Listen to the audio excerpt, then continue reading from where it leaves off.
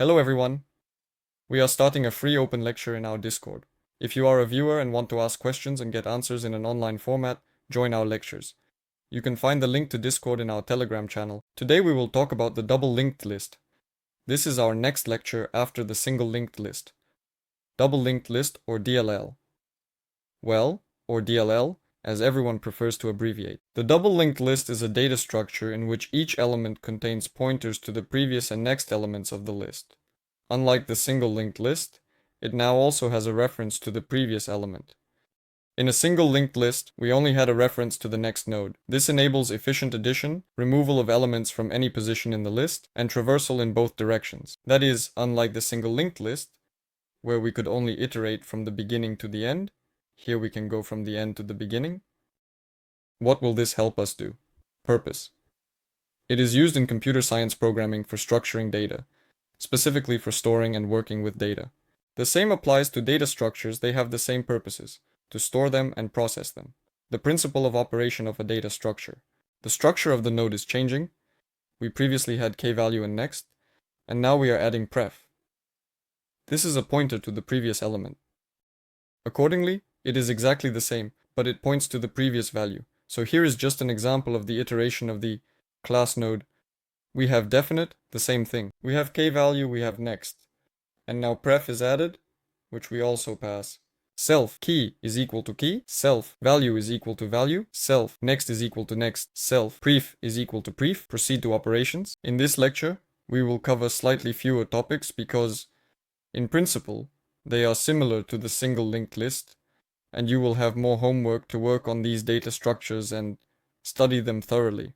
You can also find this on our website, and accordingly, see all of this on our website, work through it, and study the materials once again. Accordingly, they differ slightly from my lecture, but there is a very good addition, and the code is even a bit more complex, which allows for a better understanding of all the information and helps you study even better. The website has also been updated, and there are many new drawings, a lot of notations, and so on. We have redesigned the layout. Accordingly, you can view and study these materials for free. Accordingly, here we have addition at the end. It's exactly the same now. The index starts from 1, unlike before when it started from n. What is happening here? Specifics of operation. It checks the list for emptiness. In the case of an empty list, it assigns values to head and tail. So, we had a root, or simply head, as it could be called. And now we also have tail. This is a pointer to the tail, meaning the very end. If the current value is not found, we refer to point to, access the tail, place the new value after the tail, and move the tail to the new element, so to speak. Want to become a great programmer? Subscribe to our Telegram channel. What we did with adding to the beginning, where we first added and then moved the root to the start, is the same thing we do with the tail. That is, we add a value after the tail and move the tail to the next value. Here, it is essentially identical, just from the other side.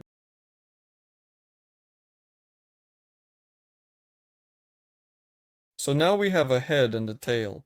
The head is respectively the root of everything we had, while the tail is now our tail.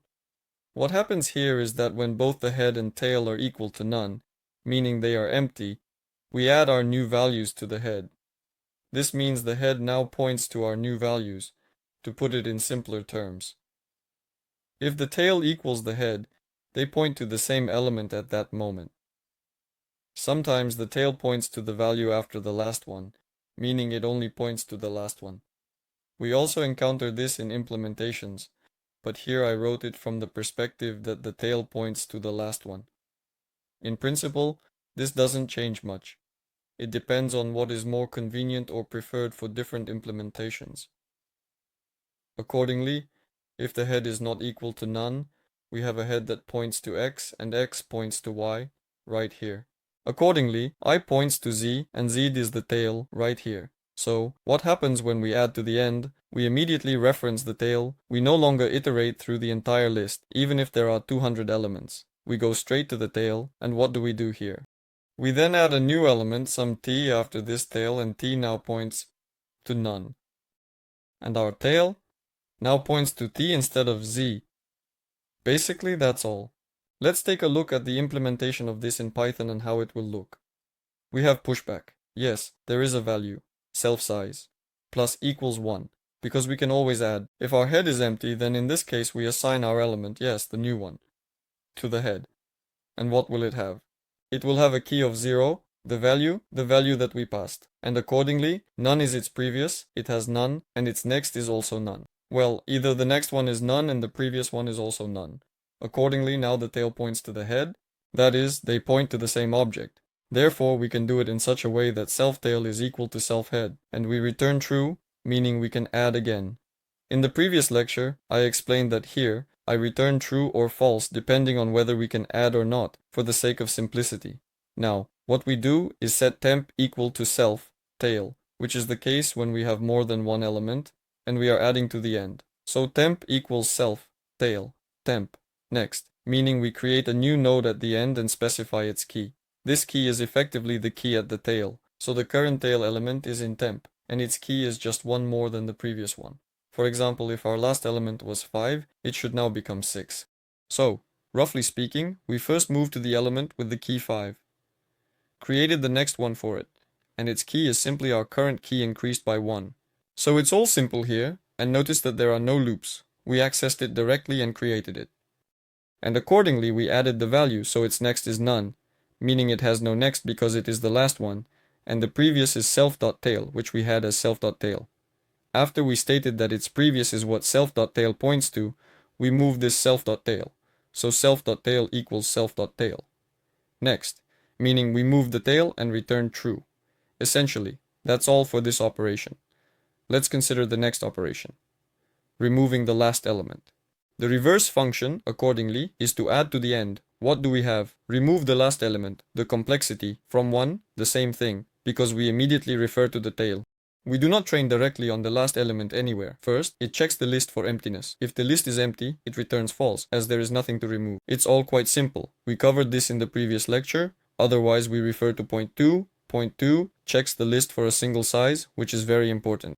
Because if we simply remove a list of size 1, it does not point back anywhere. It has no previous element. It is the only one. And it has no next element either. It is the only one. Therefore, it is very important to check for both emptiness and for a single element in the list. If there is only one element in the list, it removes the object located in the tail and sets the head and tail to none. That is, when we have only one element, head and tail will then be equal to none, because we will remove this element. Otherwise, we refer to point 3, and in point 3, we refer to the tail and remove the value at the tail. After that, we move the tail to the previous one, before the tail. Well, it would probably be better to say the previous one before the tail. That is, the previous one from the tail is the first. If everything is empty, we return false. It's all quite simple.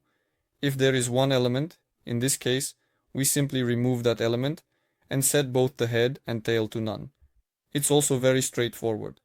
So we refer to where we have the head and tail, and we access v.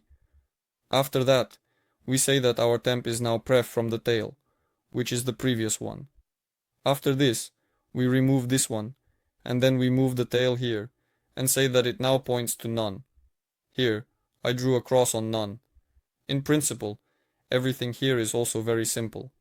Let's look at the code. If it's empty, we return false. Everything is straightforward. Otherwise, we decrease the size by 1, because we are removing something. If our head is equal to the tail, it means that there is only one element in the list, when the head is equal to the tail. We remove what is at the head, and after that, we set both the head and tail to none, and return true. This is also a very simple operation. In another case, when we have more than one element, for example, when we have 4 elements, we assign self-tail to temp at f, which is the previous one from the tail. After that, we remove what is at the tail. After that, what do? We remove, or rather, we assign temp to self-tail, which is the one where we previously saved the previous element. Self-tail.next is equal to none, meaning it points to nothing, and we return true. In a doubly linked list, everything is implemented more easily here. Want to become a great programmer? Subscribe to our Telegram channel.